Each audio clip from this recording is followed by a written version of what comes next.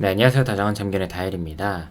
오늘은 남자가 여자를 진심으로 사랑할 때 나오는 행동이라는 주제로 이야기를 나눠보도록 하겠습니다. 정말 짧게 한두 달 만나다가 헤어진 사이가 아니고서야 대부분의 연애는 그래도 진지하게 사랑을 나눴다라고 이야기를 할 수 있어요. 하지만 그 사람이 진심으로 나를 사랑했을까? 이에 대한 의구심을 품거나 미련이 남은 여자들이 진짜로 궁금한 건 그 사람은 나에게 진심이었을까? 이 사실만은 아니라고 봐요. 왜냐하면 우리가 1년을 만났어도 남자는 그중 3개월 동안 나를 진심으로 사랑했지만 남은 9개월은 조금 시들했을 수도 있는 거고, 이런 경우도 굳이 따져보면 나를 사랑했던 기간이 3개월은 되니까 진심이었다라고 말을 할 수는 있거든요. 그래서 여자들은 사실 이 부분이 궁금한 게 아니라 이 남자는 진지하게 나를 미래의 대상으로 생각을 했던 걸까? 그때 말했던 게 진심일까? 그 진심이 어느 정도였을까? 이게 궁금한 거라고 봅니다. 본론으로 들어가 보면 첫 번째로는 인스타나 카톡 프사나 주변 지인들에게 나를 적극적으로 소개하는 거. 어떻게 보면 나의 존재를 자랑스러워하고 굳이 어디 가서 숨기려고 하지 않는 그런 남자입니다.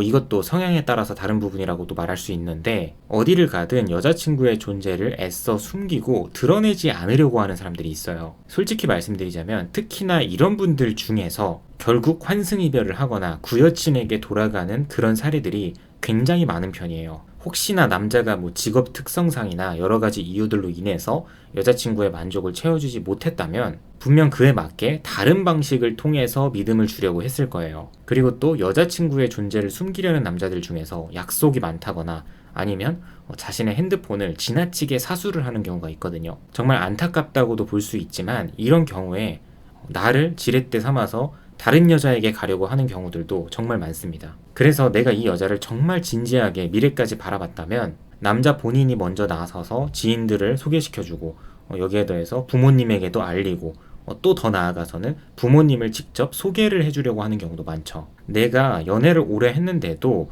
상대방의 부모님을 볼 뻔한 적도 없고 그 부모님들과 조금의 유대관계도 쌓지 못했다면 이건 남자가 중간에서 일부러 차단했을 가능성도 굉장히 높거든요. 당연히 연애 초반부터 다 드러낼 수 있는 건 아니지만 대부분 연애 기간이 길어지면서 여자친구를 진지하게 생각할수록 숨기려고 하지 않고 오히려 드러내려고 합니다. 물론 이런 행동이 없었어도 진지한 연애였다고 볼 수 있습니다.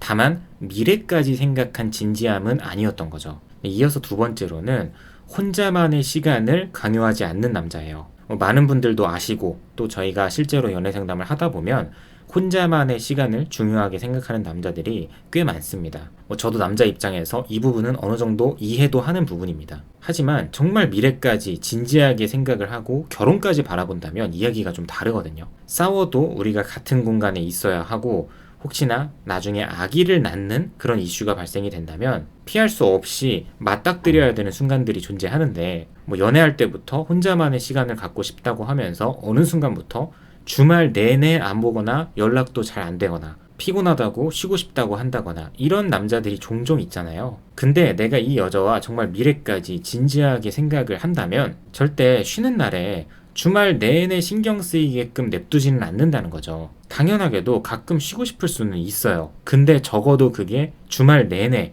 또는 2주, 3주 연속으로 안 보는 이런 건 아니라는 거예요. 이런 일이 지속적으로 발생을 한다면 이건 진지하다고 보기는 어려워요. 내가 정말 놓치기 싫은 사람이고 이 사람과의 연애에 정말 간절하다면 혼자만의 시간을 갖고 싶어도 최대한 애를 씁니다. 왜냐하면 그러다가 여자가 떠나면 어떡할 거냐고요. 말만 미래를 함께하고 싶다고 하고 행동으로는 가끔 잠수도 타고 계속해서 혼자만의 시간을 갖고 싶다고 외치는 남자라면 아마 나 자체만으로는 만족이 안 되는 걸 수도 있고, 미래에 대해서도 현실적인 자각보다는 그냥 막연하게 때 돼서 가능하면 결혼하자 이런 생각을 하고 있을 확률이 높습니다. 그래서 이러한 차이는 분명하게 알고 계셔야 된다고 봐요. 다음으로 세 번째는 지속적으로 자신의 계획을 말하는 남자예요.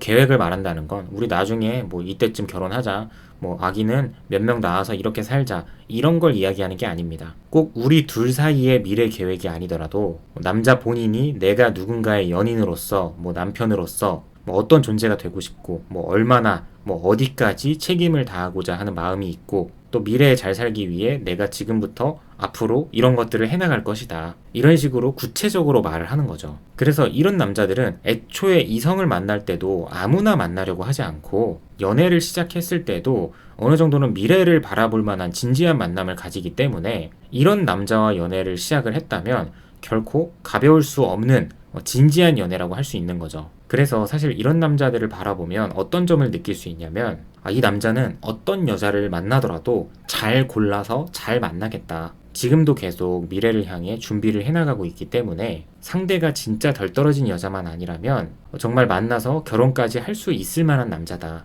이런 느낌을 받을 수 있어요. 어떻게 보면 항상 진지한 만남만 갖고 만나는 대상에게는 확신을 주려고 하는 남자이기 때문에 자신이 선택한 여자라면 그 여자를 끝까지 사랑하고 그 만남을 끝까지 지켜나갈 가능성이 높습니다. 마지막으로 네 번째는 여자에게 스스로 절제하려는 모습을 보이는 남자예요. 이게 무슨 말이냐면 진지하게 만나고 싶다고 이야기는 하면서 항상 술 약속이 가득하고 술을 마셔도 절제가 되지 않아서 항상 실수를 하고 또 사치를 부리거나 굳이 쓰지 않아도 되는 불필요한 곳에 돈을 쓰는 경우예요. 사실 제가 결혼을 해보니까 주변 사람들을 만날 일이 줄어들기 시작합니다. 남녀가 둘 다 사람을 자주 만나는 스타일이라고 해도 커플들끼리 만나는 경우가 많지 혼자서 약속을 잡아나가는 경우는 점점 줄어든다는 거예요. 그래서 내가 지금까지 놀 만큼 놀고 즐길 만큼 즐겼다.